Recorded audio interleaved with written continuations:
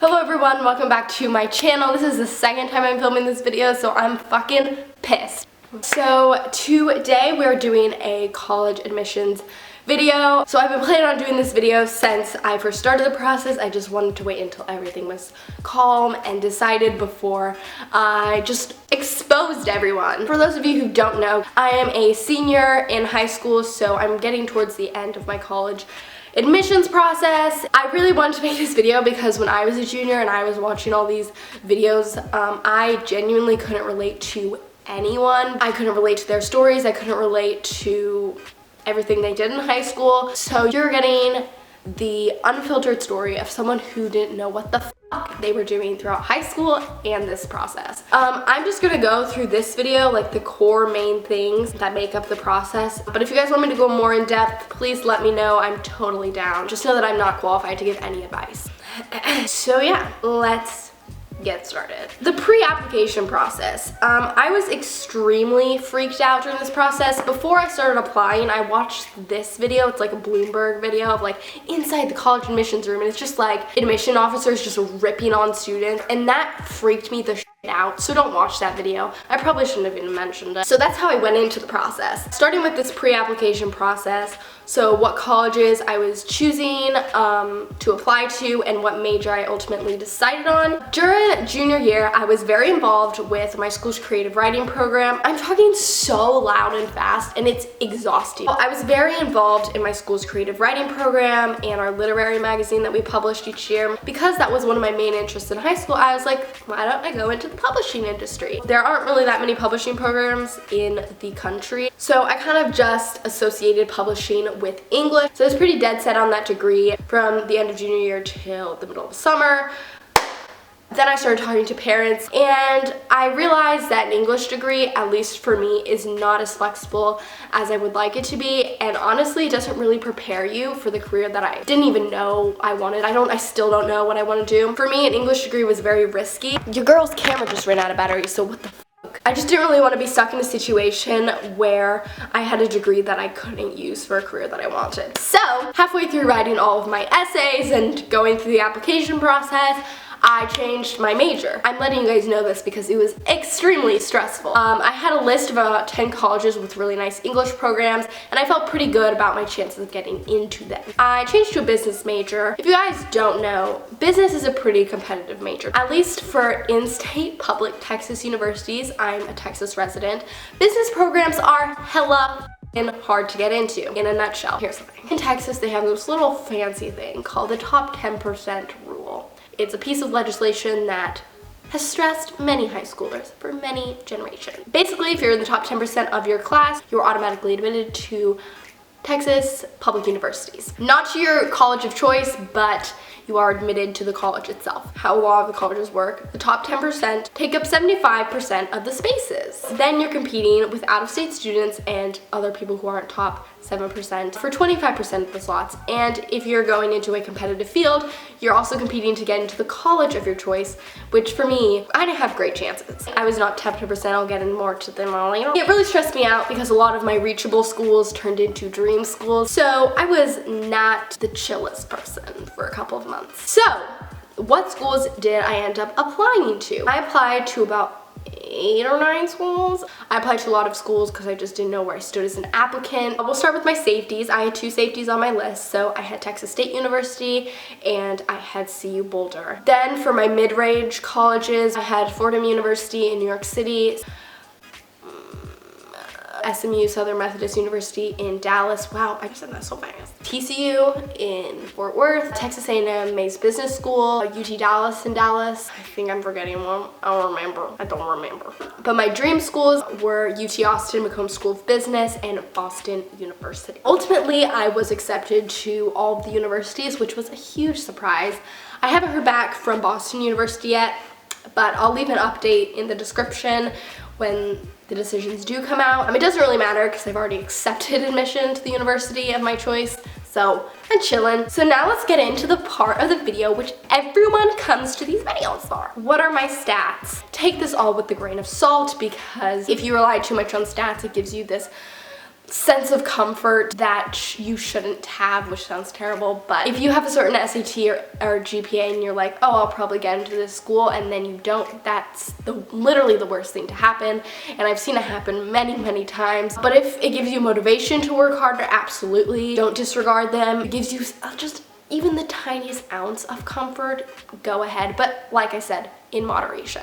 Also, during the process, do not look at College Confidential. College Confidential is a breeding ground for stress. While you're doing your submissions and after, don't do it. In terms of AP classes, let me explain a little bit of background, which had a lot to do in my application process. Basically, I did not go to one high school for all 4 years, which kind of hurt me a little bit. Freshman year, I went to a private school. We didn't have any AP classes that we were allowed to take.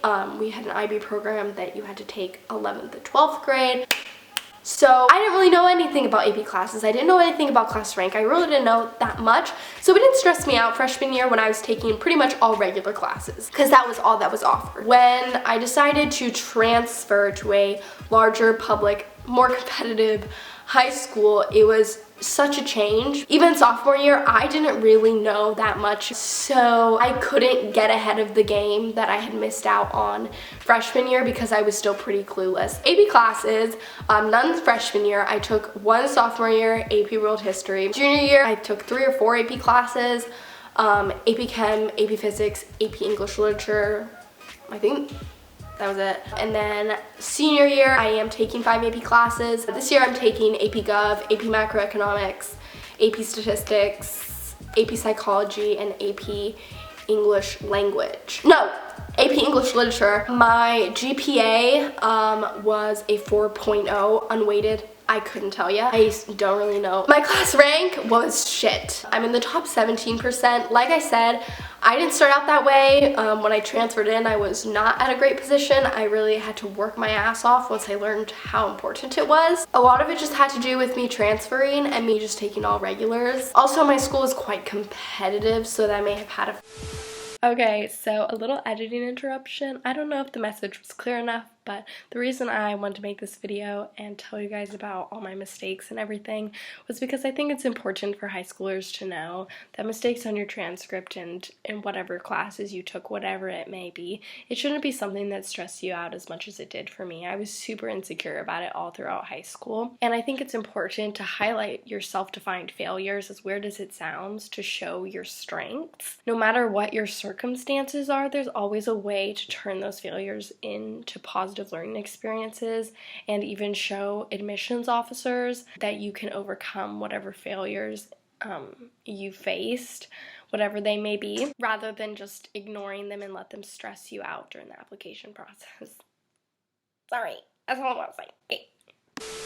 My SAT and my ACT scores, I only submitted my SAT because it's just much easier to send. I had a 1420 on the SAT, which was about where I wanted to be. Those were my stats. So my extracurriculars, I didn't have amazing extracurriculars. Freshman and sophomore year, I didn't have literally anything. I didn't really know that I needed that. I think what kind of saved me was my involvement in dance. I was a competitive Irish dancer for a while, so I had that, and I also had community service on there, but other than that, like, I really didn't do that much. Then I did a bunch junior, senior year to make up for it. Also, I was just more involved with my school community because I was more comfortable with it. I joined cross country. Even though I ran JV, it was something I emphasized a lot in my applications. It was a really great experience. I was in NHS. I was the officer of a couple of clubs at my school. Another big one that I put was that I was involved in my creative writing program, so I was the editor of our literary website, and also I was part of the submissions team for the literary magazine. I had a job over the summer that I put as a swim instructor, just part of different clubs like Enrich.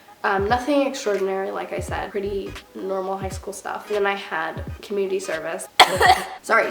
Now we're gonna move on to the essays.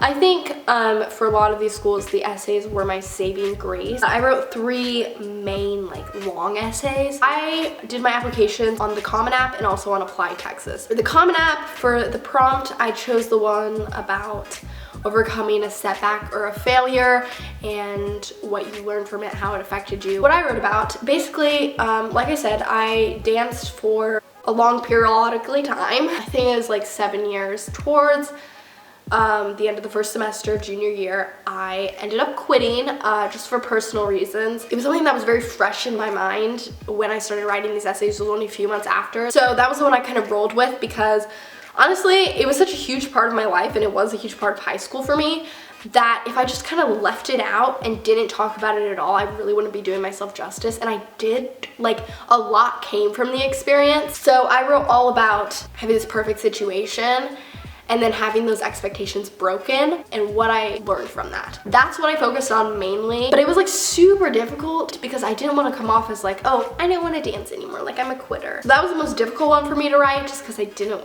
it was just hard to convey. And then my apply Texas prompts, I wrote prompt A and prompt B. Prompt C can suck a fat dick. It's the worst prompt in the world. I hate it. Prompt A was something like, describe the environment in which you were raised, blah, blah, blah, blah, blah. I wrote about how my family doesn't have traditions, sort of like the unconventional family life. And then I talked a lot about growing up in Alaska and how that fostered a lot of my independence, and then I really just drove that point home. I loved writing those essays. I loved talking about Alaska, so it was really fun to write.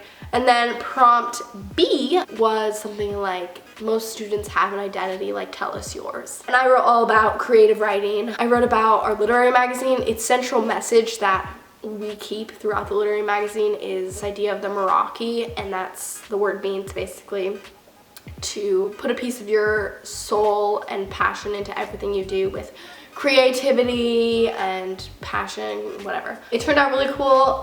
So that's just mainly what I have to talk about. Now I'm gonna talk about just general advice in the admissions process. The first piece of advice I have just for applying is to do things early, and everyone's gonna tell you this and you're not gonna listen to them. For a lot of these applications, I actually had them done like a month before the deadline. The problem was I just couldn't press submit. Here's the problem with that. So the first college I ended up applying to was SMU Early Action. I applied to it 2 days before the deadline.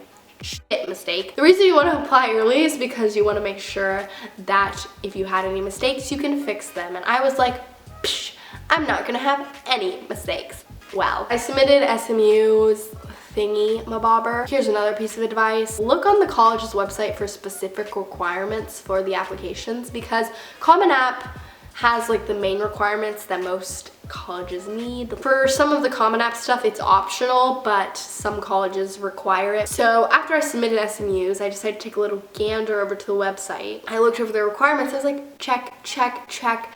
And then there was something called an activities resume, which is an expanded resume, which I had done. And they were like, oh, we require this, just submit it on Common App. And I was like, fuck, because I just submitted the Common App and I didn't attach the activities resume. So the only option I had was to mail it. I don't know if you guys know anything about the postal system, but 2 days is not enough time for regular delivery. Your girl drove on over to the post office and mailed 2 pieces of paper, overnight shipping, for $45. I paid $45 to send 2 pieces of paper. That's so stupid. It's so dumb. I wasted so much money because I'm an idiot. Ask early, do early. That should be your mantra. Apply to your dream schools. Don't overthink it. Just do it. Also, send your scores and transcripts in ASAP because it takes a couple weeks to process, something I didn't know.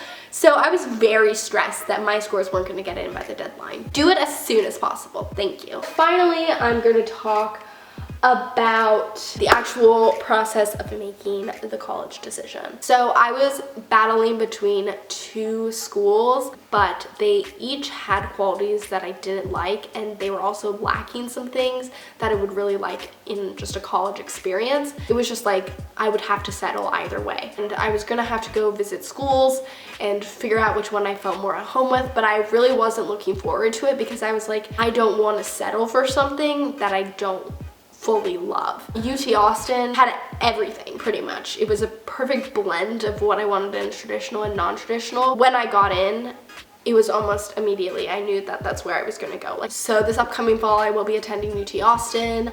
Hook 'em. I'm so excited. So yeah, that is all I have to say. If you guys have any questions, I would be happy to answer them. I will see you guys later. Bye.